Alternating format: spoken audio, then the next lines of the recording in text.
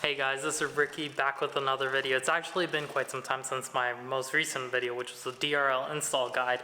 So quite a few of you have asked more videos on the car and the mods itself, which is exactly what I'm going to do. Been slacking on that, and I'm really excited to show you all the mods, and especially that electronic spoiler that I really like. That's like one of my favorite mods itself. So let's get to it. Alright guys, so we're going to start off with the front of the car. I've just turned it on just to show you the DRL fog lights in action. You can see already, like, that's a clean look, and you can't even see the individual LEDs. If I go a little bit closer, which I will, you'll now see the individual LEDs. But overall, I think I'm totally happy with that.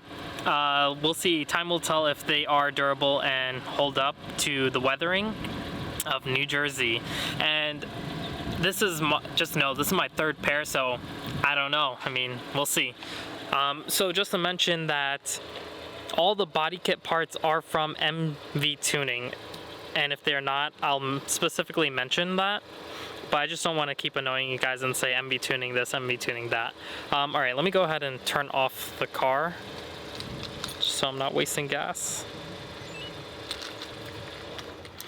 Okay, so we've got the front splitter that's mounted with some 3M double-sided tape and a bunch of screws, so it's definitely not going anywhere. I've got eyelids on the headlights. Pretty clean look. Also another simple mod, 3M double-sided tape, and I did paint those myself. Tried my best to match it to the tri-coat pearl paint. We've also got the grill right there, and you can tell that there is no Mazda logo, so that's one of the biggest differences, and it looks a lot bigger. The fins at least are bigger. It's not as many as the Mazda stock grill, and you do have to cut away from the stock frame of the grill when you do take it out. So if you're not comfortable with doing stuff like that, then I wouldn't recommend this specific mod. But for this front splitter and the eyelids, very simple mods to install. That's about it for the front. I mean, it makes the car look really aggressive. Let me know what you guys think in the comments section below. Now, the car is sitting on some Rays Volk Racing rims. These are G25, that's a specific model number. And they are 19 inches by 8.5 inches wide all the way around. They're all the same.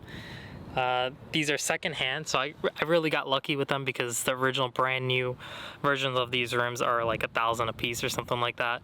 So definitely couldn't afford those at the time. They are, let me go a little bit closer to show you. These do have aftermarket lugs on it, and they are compatible with the car. The factory ones are not.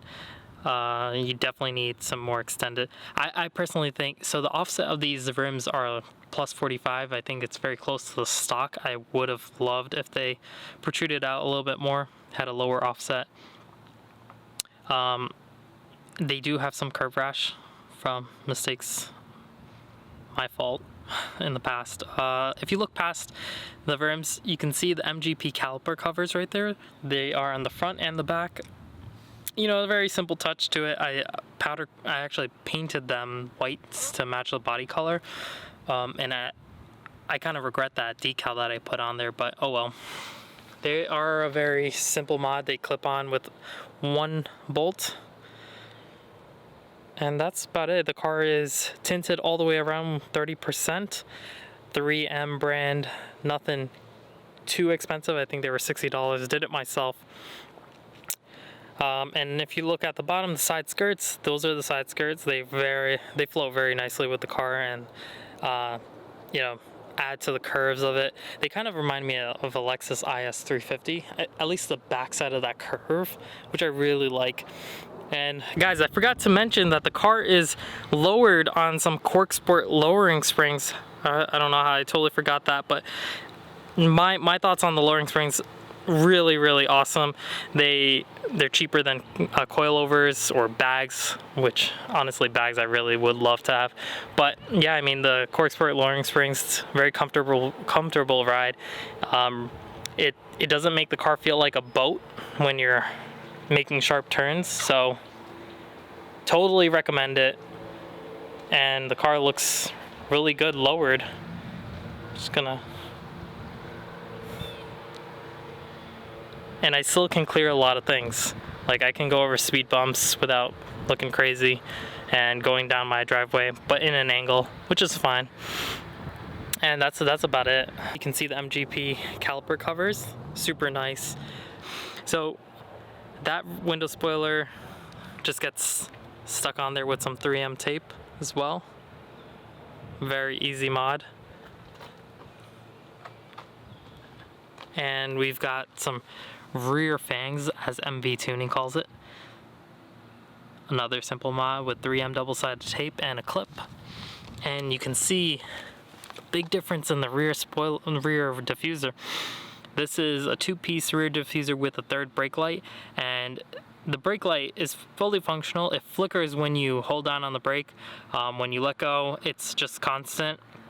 So the flickering is always there. I know some cars flicker for like 3 seconds and then stay constant, which I would have preferred, but you know, this is an added safety feature, I guess. It alerts the people behind you and they're driving too close or not paying attention. But yeah, I've also painted this myself. Didn't do that great of a job. The color matching is a little off. So, you know, that's what happens. The car has Racing Beat axle back exhaust. Very nice sounding for the price and you know, for what it is.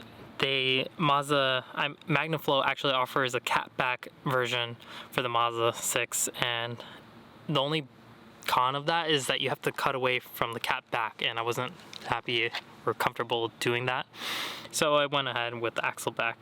So this is basically it. And now for my most favorite feature or mod is the electronic spoiler. The entire trunk is actually replaced. MV Tuning fabricated that from scratch, and they added a nice little protruded lip. It's kind of more of like a duckbill spoiler or a duckbill trunk. It looks really nice, and the way this works is with a button that's wired all the way to the front of the car. So yeah, I mean, it's not speed activated, which I really would try to look into in the future. Oh, and also, so something to note, when you do get a trunk like this with a heavier spoiler, the factory mechanism definitely cannot support the weight of this whole kit. It will slam down if you have it in this position, so it's really bad. And that's why shout out to my friend Alex. He really came through and came up with this idea to install dampers. It was a very custom solution, so we mounted it on both sides. They were, I think the load rating for each damper was 15 pounds, so we had to also make sure that it wasn't too powerful where it would be really hard to close the trunk. So yeah, I don't want to pry open the fabric of the trunk, but that's how we kind of resolve the issue. The only con of doing something like that is the trunk only opens this much. It doesn't fully open, so I just got to watch my head when I put things inside, and that's about it. This was a lot of work to install because you have to transfer all the taillights, the emblems, everything over, and also the wiring harness for the backup camera, and of course getting it painted and color matched. So expensive and time consuming, but very rewarding. Pressing that spoiler. Honestly, a lot of people do look at it when it rises up. They're like, a Mazda? What's a Mazda doing with an electronic spoiler? So yeah, I really love all the mods that I've put on this car. So if you guys want to follow the Instagram account, it's at Kodo_M6. Let me know what questions you guys have and what mods you want to see next. I think some of the other things I have on my list is wrapping the roof black, which isn't too hard. Cork Sport makes a turbo kit for this car, and once they do come out with the details of that, I'm super interested on how they resolved a high compression engine and not preventing the engine from exploding with adding a turbo. But yeah, that might be a next mod. I don't know. We'll see. So that's it for now. I'm gonna move to some of the other clips and the engine bay.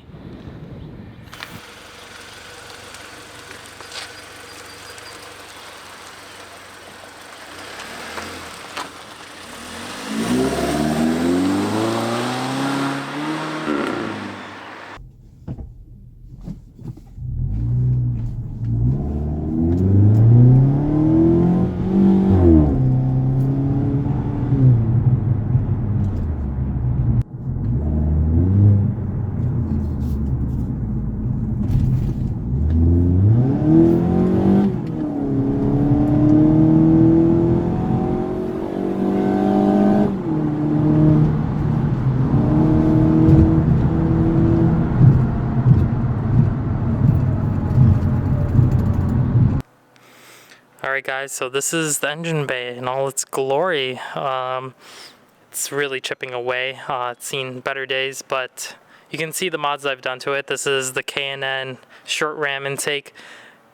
Definitely adds a different sound to it. That's all it really does. I don't think it adds that much of a performance difference. You probably can't really tell the difference, but the sound is definitely a big difference. I've painted this engine cover to add a little white theme to it and match with the body color. Same thing with the short ram intake, and that's pretty much it. I mean, there's really not much else, or at least there's not much performance mods for this car. Corksport is working on a turbo kit, which I'm really curious to see how they've worked a turbo kit for a high compression engine. But yeah, I mean, that's about it.